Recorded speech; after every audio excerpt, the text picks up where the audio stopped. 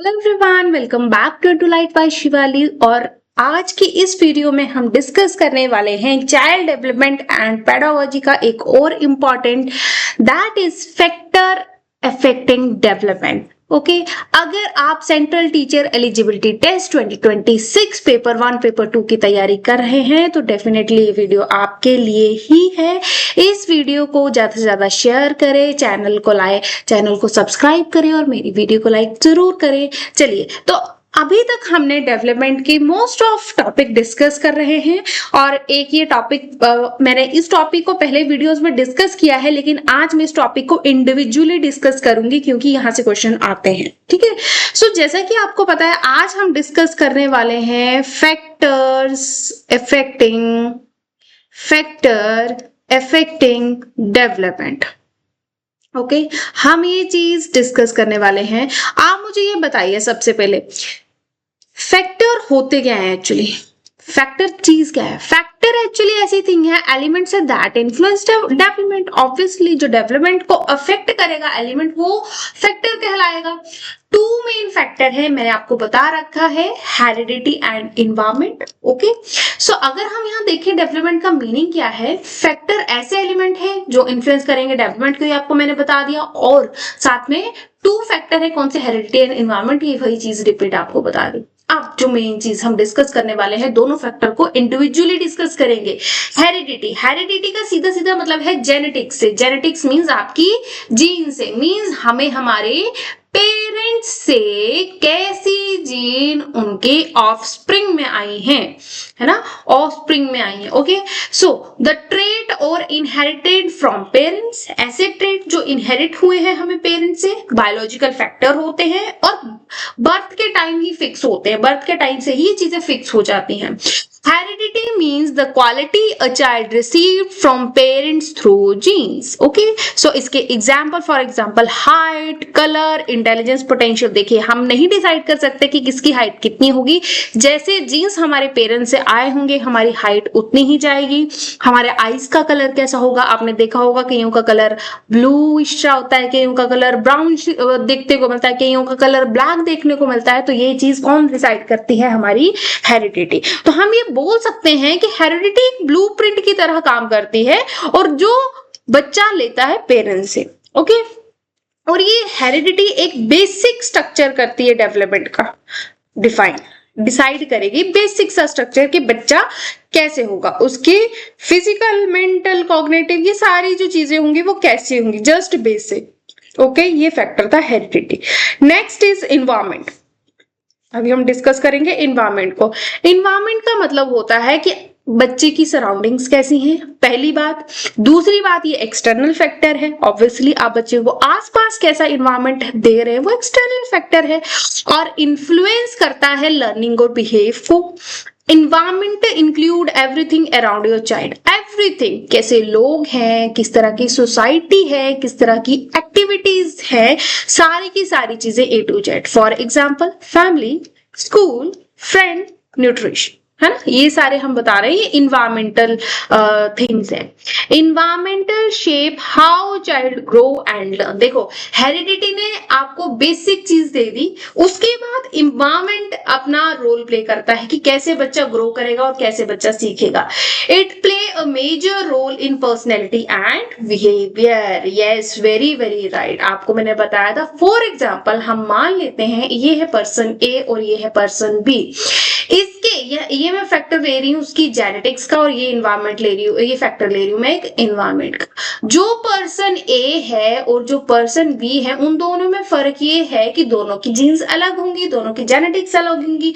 मान लीजिए कि पर्सन A की जो जीन्स है बहुत ही अच्छी हैं, जीन्स इन द सेंस जो उसे करेक्टर रिसीव हुए हैं इनहेरिटेड फ्रॉम हिज और हर पेरेंट्स, वो बहुत ही अच्छे हैं। और हम ये मान लेते हैं कि B के जो है वो एवरेज है, मतलब ज्यादा अच्छे भी नहीं है, ज्यादा बुरे भी नहीं है, एवरेज है।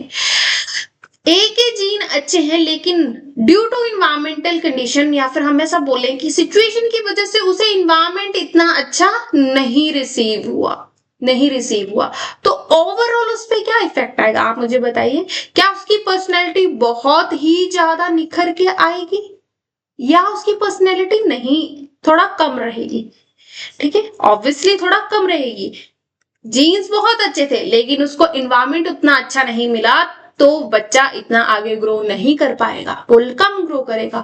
वहीं एक एवरेज जीन वाला बच्चा अगर उसे इन्वायरमेंट, गाइडेंस, पीपल, सोसाइटी सब चीजें एकदम बढ़िया से मिल जाती है तो वो बच्चा ज्यादा ग्रो करेगा और यहाँ पे थोड़ा कम ग्रो इन द सेंस अपनी पर्सनैलिटी को निखार के लाएगा।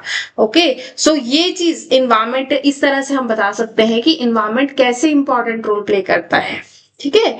तो चलिए आप देखिए, हम करेंगे हेरिडिटी वर्सेस इन्वायरमेंट। देखो इसका डिफरेंस क्या है, हम किन किन पॉइंट पर डिस्कस करने वाले, इसका फैक्टर्स, हेरिडिटी और इन्वायरमेंट के।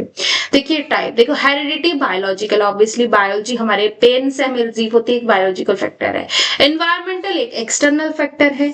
हम कंट्रोल किसे कर सकते हैं, हम हेरिडिटी को कंट्रोल कर सकते हैं? नो, ये फिक्स्ड है, इस पे हमारा कोई कंट्रोल नहीं है। But yes, environment we can change, हम इन्वायरमेंट को चेंज कर सकते हैं। एग्जाम्पल है जीन्स एंड ट्रेड और इसके एग्जाम्पल है एजुकेशन एंड फैमिली। हम एजुकेशन अच्छी प्रोवाइड कर दे, फैमिली का माहौल अच्छा कर दे, ऑब्वियसली वो बच्चा आगे डेफिनेटली ग्रो करेगा ही करेगा। इसके रोल्स क्या है, प्रोवाइड पोटेंशियल, ये पोटेंशियल प्रोवाइड करती है कि बच्चा कितना लिमिट तक, किस हद तक बच्चा कर सकता है, और ये डेवलप करेगी पोटेंशियल को कि बच्चे कितना ज्यादा आगे जा पाएगा। प्रोवाइड करेगी पोटेंशियल की हाँ तुम्हारे में पोटेंशियल है, अगर उसे एनवायरनमेंट अच्छा मिल जाता है तो वो उस पर्टिकुलर स्टेज की बिल्कुल टॉप पे होगा, वो उस पर्टिकुलर सिचुएशन के एकदम टॉप पे होगा। और वहीं अगर उसे एनवायरनमेंट अच्छा नहीं मिल जाता तो वो पूरा का पूरा डाउन में चला जाएगा। तो इस तरह से ये छोटा सा टॉपिक था हेरिडिटी और एनवायरनमेंट। एक चीज और डिस्कस हम कर लेते हैं कि इन दोनों का रिलेशन क्या है। यहाँ से क्वेश्चन आते हैं। मैं आपको पहले ही बता चुकी हूँ कि जो हेरिडिटी है और साथ में जो हमारा एनवायरनमेंट है उसका 50-50% रिलेशन है। हम ऐसा नहीं बोल सकते कि हेरिडिटी का ज्यादा रोल है या एनवायरनमेंट का ज्यादा रोल है, दोनों का ही मेजर रोल है।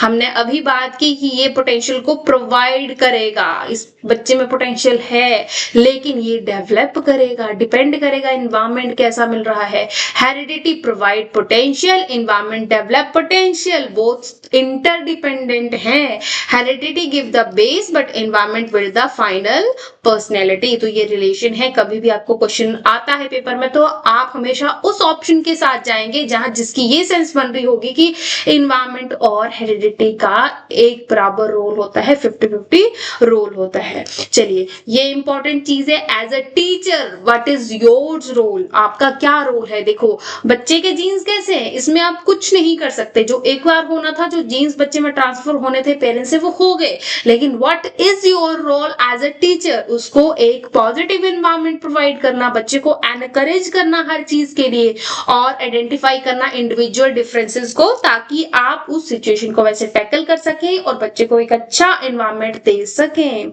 Teacher can not change heredity, या कोई भी चेंज नहीं कर सकता हेरिडिटी को। इवन कोई भी, एक बार जो जीन्स आ गए वो आ गए, but definitely improve the environment for the better development. जी, तो ये चीजें थी। तो हमने क्या क्या इंपॉर्टेंट जो चीजें आपको याद रखनी है। देखो जो कभी भी डेवलपमेंट होती है अकेली हेरिडिटी से नहीं होती, अकेले एनवायरनमेंट से नहीं होती, दोनों का इंपॉर्टेंट रोल करता है, दोनों का कॉम्बिनेशन में रोल होता है। हेरिडिटी फिक्स होती है, एनवायरनमेंट फ्लेक्सिबल होता है, और बोथ आर इक्वली इंपॉर्टेंट। तो ये एक छोटा सा टॉपिक बचा था जो हमने डिस्कस कर लिया डेवलपमेंट का। And most probably next video में आपने अभी तक जो डेवलपमेंट के बारे में अगर आपने सीरीज को अच्छे से फॉलो किया होगा तो मैं ये उम्मीद करती हूँ कि आपकी डेवलपमेंट की पूरी सीरीज क्लियर होगी।